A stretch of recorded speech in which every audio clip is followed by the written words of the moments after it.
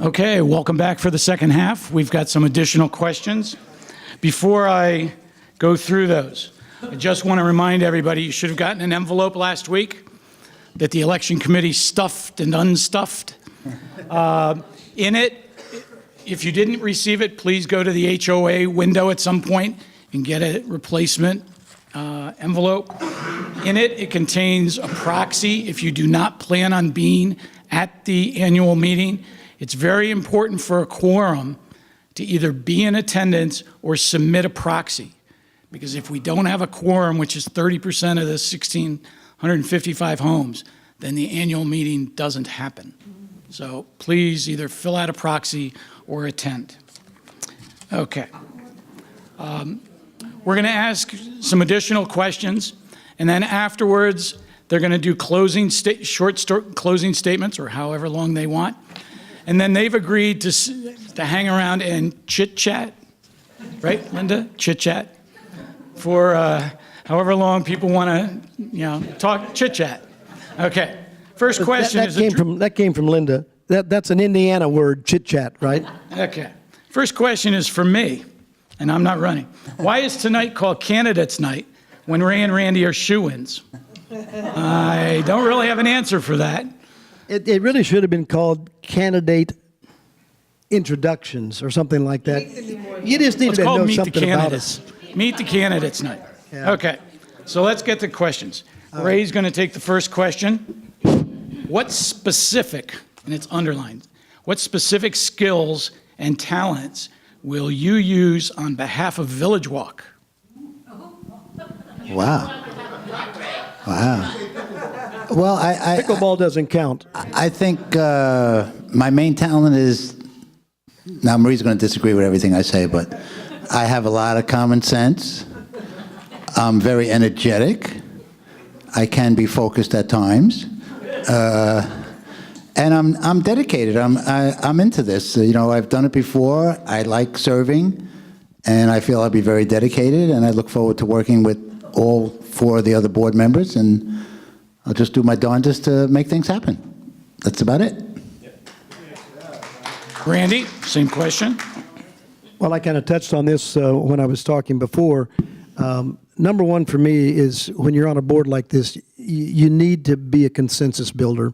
The board can't function unless you ultimately, no matter how much you disagree, at some point you have to get a consensus or you're just stalemated. You don't get anything done. So I'm a consensus builder, and that's what I bring to the board at this point. Okay. Next question is for Randy first. What are your thoughts about possibly not manning the gatehouse between, say, 11 p.m. and 7 a.m. when very few, if any, service or guests come in to save money? A big mistake, in my opinion. I play a lot of gigs, and I get in rather late a lot of nights, and it's very quiet. But that would be a perfect time for somebody to get in here and do something. And, you move to a gated community because of the gated, you want to feel safe. So I would be totally opposed to changing that. I would still have 24-hour service, I guess is what I'm trying to say. Right. Yeah, I agree completely. I mean, the walls are privacy walls. They're really not security walls. But to have the guard there 24 hours, I think there's other places we could probably save money that are an easier route to go. So I agree completely that we're going to maintain things just the way they are. Safety is very important. Next question for Ray to start. Could you comment on putting the existing car wash facility into better use now that there is a car wash 4 miles away? Well, I've spoken to a few people about the car wash. Some people are really in favor of it, some are not. And I looked at the reserve, and maybe the current board will correct me if I'm wrong, but I see $111,000 in 2019 for the car wash. I use it very infrequently. There is a really nice car wash down the road. I guess, once again, that'll be a board decision. I know there's been talk about converting it into storage, because we do have off-site storage. I think it's around $300 a month, but I'm not sure. So, I mean, I'd be open to talking about it. I'm not sure what direction I would go. I think I'm leaning towards more the storage, but I don't know. But it looks like a lot of money for that car wash, and it doesn't even do a great job, so I don't know. I'm leaning more towards storage, but that's just me. Finally, something we can disagree on. There you go.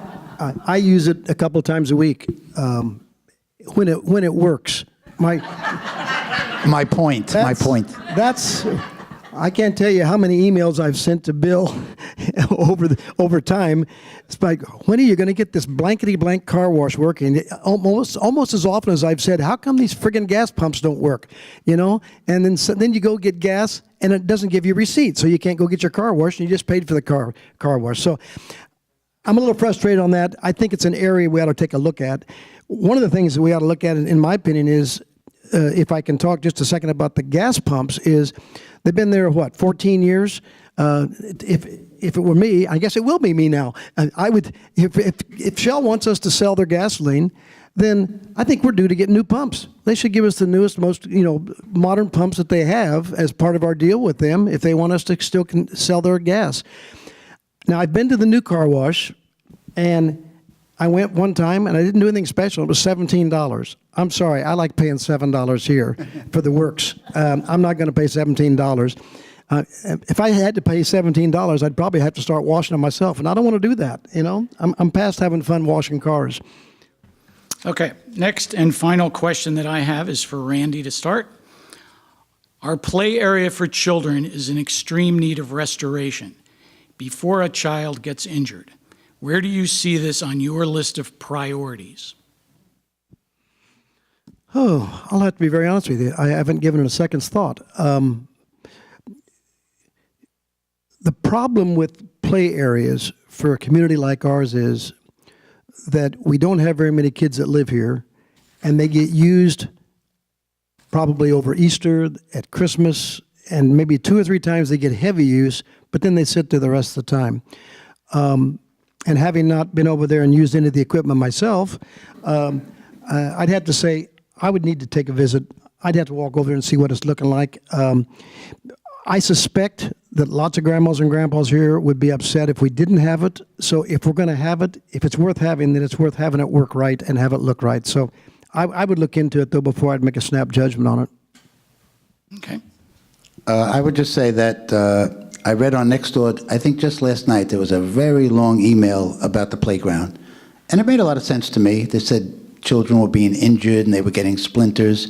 So, I mean, I would agree with Randy. I think it's worth looking into. I'm sure it's a very expensive project, and I'm not privy to all the financials at this moment.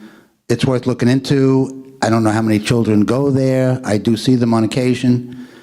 So it's just a question of looking into it. I mean, I don't rule anything out.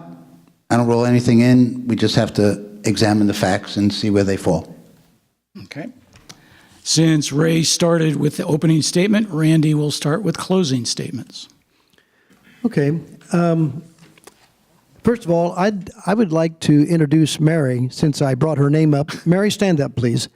Oh, I'm in so much trouble. Hey, hi, Mary. You have to understand how much trouble I now am in, because Mary does not like to be the center of attention, and she hates microphones. On the other hand, she says, I've never seen a microphone I didn't love. And she's probably right. I'm a show-off. I love to sing, and I love to play on microphones. But I don't want to be redundant. All I can tell you is that I stepped forward because there was a need. And I don't do things lightly. If I'm going to be a part of this thing, I'm all in. I'm going to do whatever it takes. And whatever these guys want me to do, I'm their guy. I don't have to be the boss. I'm just fine being a part of a good team, and this is a good team. You guys ought to be happy that you've got them, because they're a very good team. So I'll just be proud to be with the guys.